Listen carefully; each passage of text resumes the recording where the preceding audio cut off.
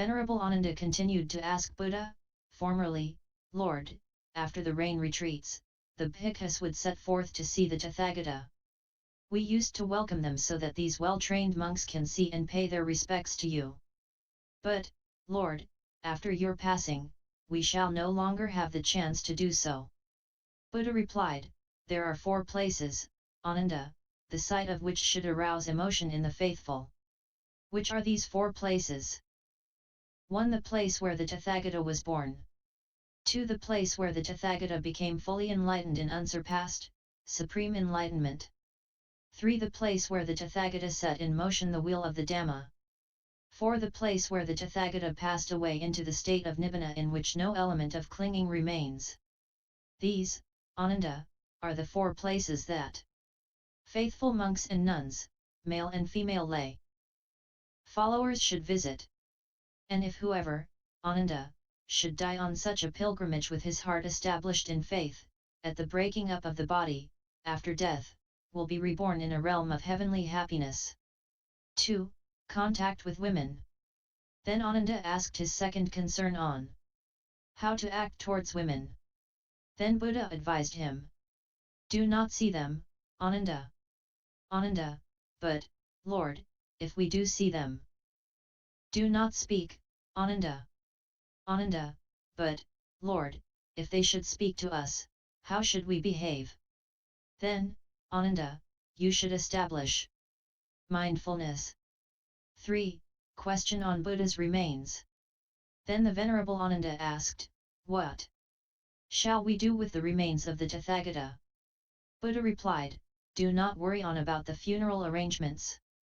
Instead strive on, devote yourself and be zealous to the highest goal. Nibbana.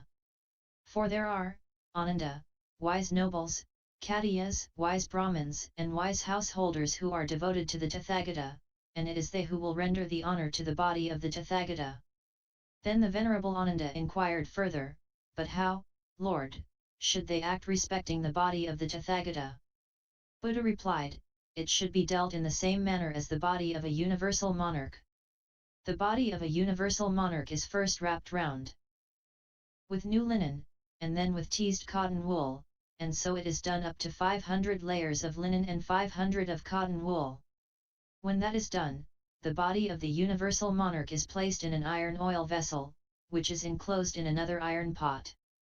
Then a funeral pyre is built of all kinds of perfumed woods, the body of the universal monarch is burned and cremated.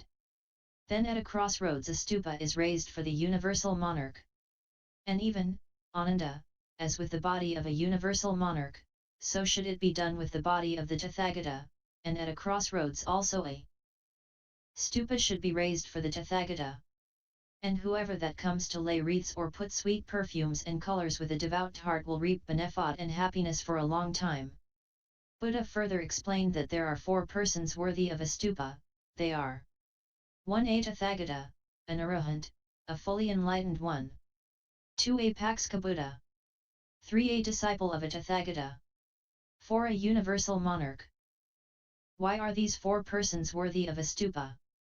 Because, Ananda, at the thought, this is the stupa of the Tathagata, of that Paksika Buddha, of a disciple of that Tathagata or of that wheel-turning monarch who ruled according to Dhamma, then the hearts of many people are calmed and made happy, and then at the breaking up of the body, after death, they will be reborn in a realm of heavenly happiness.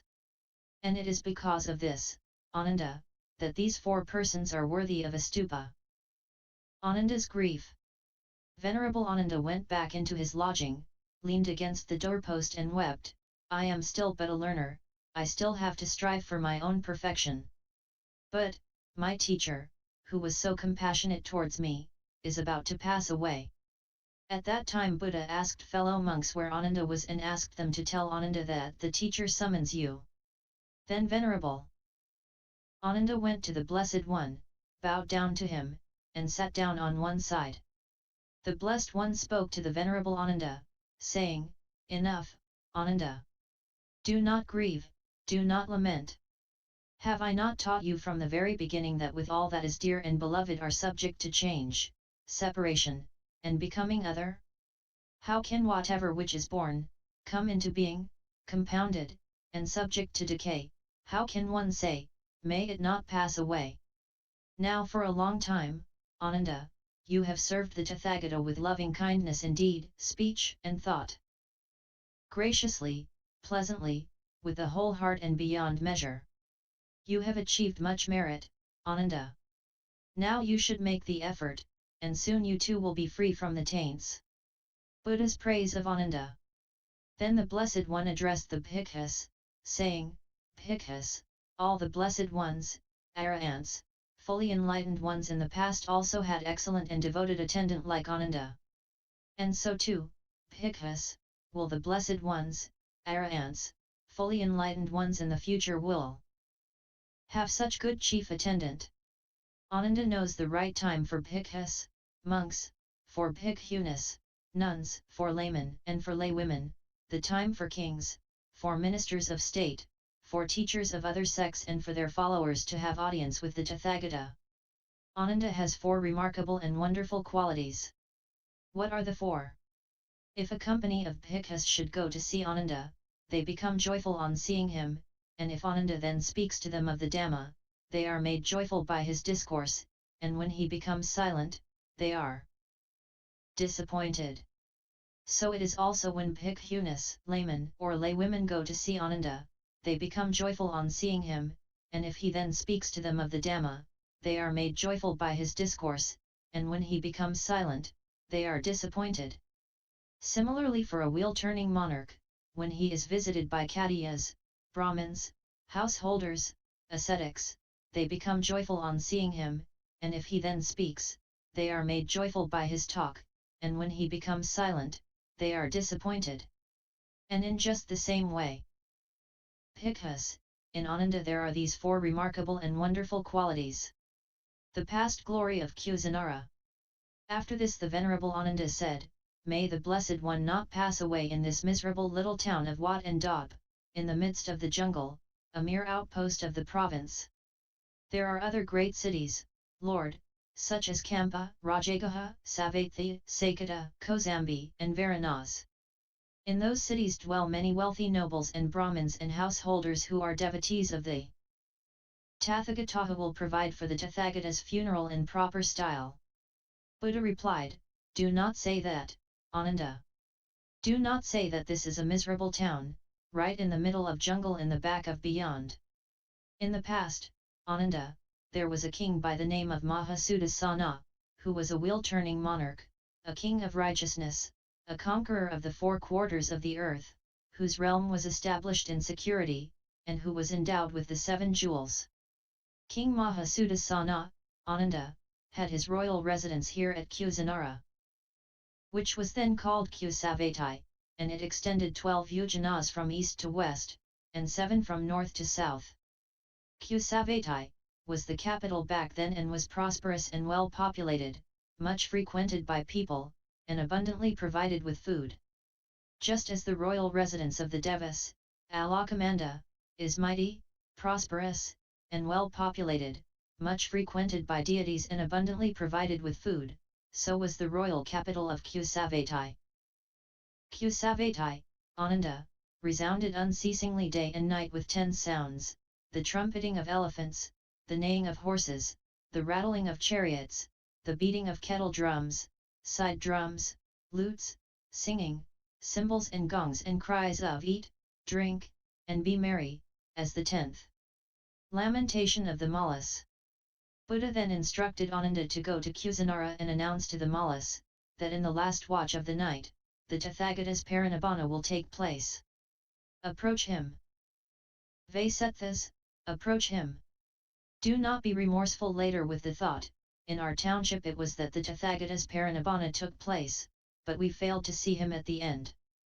Venerable Ananda went to the Mallas as instructed by Buddha with a companion. At that time the Mallas had gathered in the council hall for some public business when Ananda conveyed Buddha's message to them.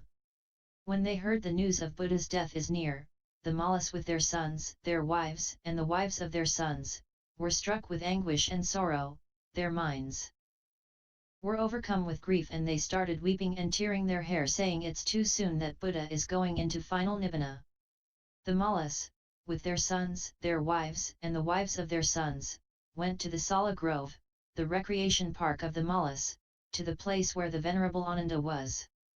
Then Venerable Ananda thought, if I were to allow the Mallas of Kusinara to pay reverence to the Blessed One individually, the night will have given place to dawn before they are all presented to him. Therefore let me divide them up according to clan, each family in a group to pay homage to the Blessed One instead. Hence he present the Mallas as such, the Malla of such and such a name, Lord, with his wives and children, his attendants and his friends, pays homage at the feet of the Blessed One during the first watch of the night. The last convert Subhada. At that time a wandering ascetic called Subhada was dwelling at Kusinara, and he heard that in the third watch of the night, the ascetic Gotama will attain his final Nibbana. He thought, I have heard it from old and venerable wandering ascetics, teachers of teachers, that the arising of Tathagatas, arahants, fully enlightened ones, is rare in the world. Yet this very day, in the last watch of the night, the parinibbana of the ascetic Gotama will take place.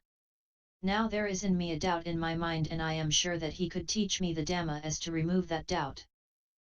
Then the wandering ascetic Subhada went to the Sala Grove, the recreation park of the Mallas, and approached Venerable Ananda requesting to see the Buddha. But the Venerable Ananda replied, enough, friend Subhada. Do not disturb the Tathagata. The Blessed One is weary. For a second and a third time the wandering ascetic Subhada made his request, for which the Venerable Ananda refused him repeatedly. Buddha overheard the conversion, and he called the Venerable Ananda, enough, Ananda. Do not refuse Subhada. Let him see thee. Tathagata. For whatever he will ask me, he will ask in quest of enlightenment and will not annoy me. And the answer I give him, that he will readily understand.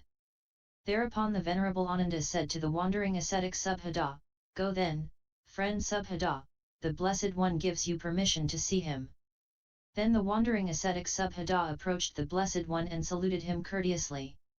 And having exchanged with him civil greetings, the wandering ascetic Subhada seated himself at one side. He asked the Blessed One, Venerable Gotama, there are ascetics and Brahmins who are heads of great companies of disciples, who have large retinues, who are leaders of schools, well known and renowned, and held in high esteem by the multitude, such as Puranikasapa, Makhali Gozala, Ajita Balai, Pakudha Kakayana, Sanjaya Balathaputa, Niganthanata Puta. Have all of these well-known teachers attained realization, or has none of them realized the truth, or is it that some have attained realization and others not? Buddha replied, enough, Subhada. It does not matter whether all are none or some of them have realized the truth. I will teach you the Dhamma, Subhada, listen and heed it well, and I will speak. Subhada replied, so be it, Lord. Buddha continued, in whatever Dhamma and discipline that the Noble Eightfold Path is not found, there will be no ascetic of the first, second, third, or fourth grade, 4 stages of enlightenment. But in whatever Dhamma and discipline that the Noble Eightfold Path is found, there will be a true ascetic of the first, second, third, and fourth grade, stages of enlightenment. Devoid of true ascetics are the systems of other teachers.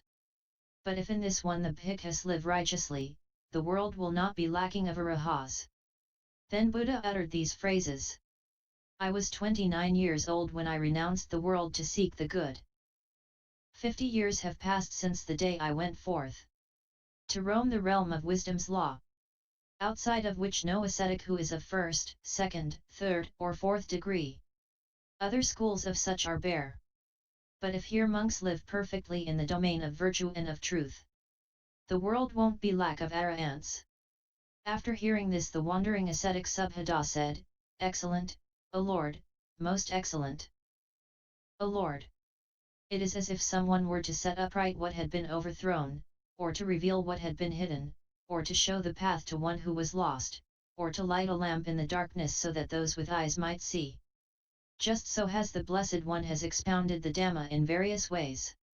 I take my refuge in the Blessed One, the Dhamma, and the Sangha, community of bhikkhus. May I receive from the Blessed One admission to the order and also the higher ordination. Buddha replied, Subhada, if whoever who was a follower of another school wishes to receive this Dhamma and discipline, he must remain on probation for a period of 4 months.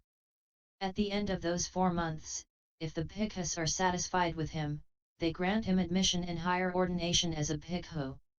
Yet in this matter I recognize differences of personalities. Subhada, Lord, if those from other schools must wait for a period of 4 months, I will remain on probation for a period of 4 years before ordination. But the Blessed One called the Venerable Ananda and said to him, Ananda, let Subhada be given admission into the order. And the Venerable Ananda replied, so be it, Lord. Then the wandering ascetic Subhada said to the Venerable Ananda, it is a great gain to you, friend Ananda, very profitable for you, that you have received the sprinkling of ordination as a disciple in the teacher's presence. Then Subhada, in the presence of the Blessed One, received admission into the Sangha.